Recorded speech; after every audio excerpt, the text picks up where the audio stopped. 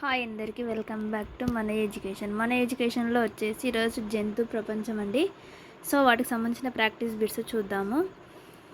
So first question వచ్చేసి కామెర్ల వ్యాధిని కలుగజేసే virus వ్యాప్తి చెందే విధానం ఏంటిది అని అంటే వైరస్ని కలుగజేసేది ఆన్సర్ వచ్చేసి నీటి ద్వారా. ఏంటంటే నీటి ద్వారా. మార్షల్ మరియు వారెన్లు దేనిపై పరిశోధన చేశారు? ఏ దానిపై పరిశోధన చేశారు? సెకండ్ క్వశ్చన్కి ఆన్సర్ ఏంటంటే జీర్ణాశయ అల్సర్. ఏంటంటే జీర్ణాశయ అల్సర్. థర్డ్ క్వశ్చన్ ఈ క్రింది వానిలో దీర్ఘకాలిక వ్యాధి ఏది?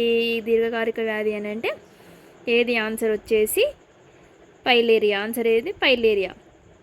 పౌష్టికాహారం దొరకకపోవటం వ్యాధి కారకాలతో ఎన్నవ దశకు చెందిన కారణం అంటే పౌష్టికాహారం దొరకకపోవడం వ్యాధికారకతో ఎన్నవ దశకు చెందిన కారకం అంటే ఏ దశకు చెందింది అని అంటే ఆన్సర్ వచ్చేసి ద్వితీయ దశ. ఆన్సర్ వచ్చేసి ద్వితీయ దశ. ఫిఫ్త్ వన్ తల్లి నుండి బిడ్డకు సోకకుండా చేసే వ్యాధి ఏ వ్యాధి? తల్లి నుండి బిడ్డకు సోకకుండా అంటే ఎయిడ్స్. ఆన్సర్ వచ్చేసి ఎయిడ్స్.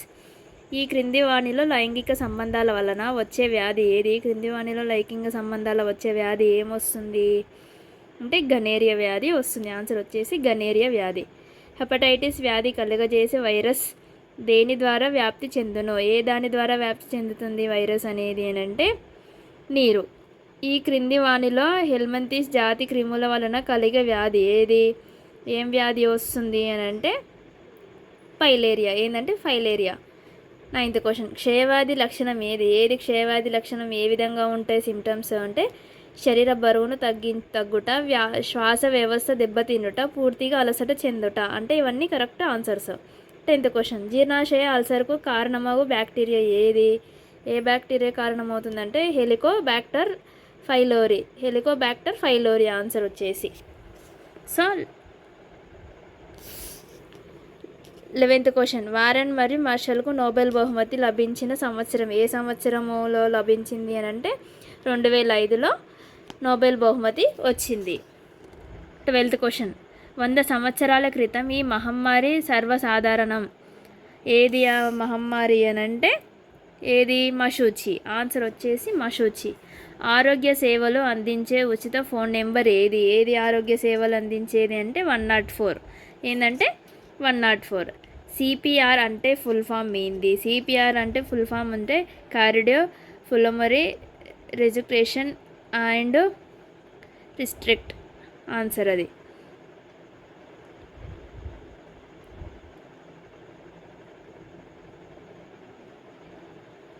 గ్రామీణ నిరుపేద ప్రజల కోసం ఏర్పాటు చేసిన మొబైల్ వైద్య సేవలు ఏది అని అంటే 104 సేవలు. నెక్స్ట్ ఫిక్స్డ్ డే హెల్త్ సర్వీస్గా పేరొందిన సేవ ఏది? ఏది పేరొందింది అని అంటే 104 సేవలు.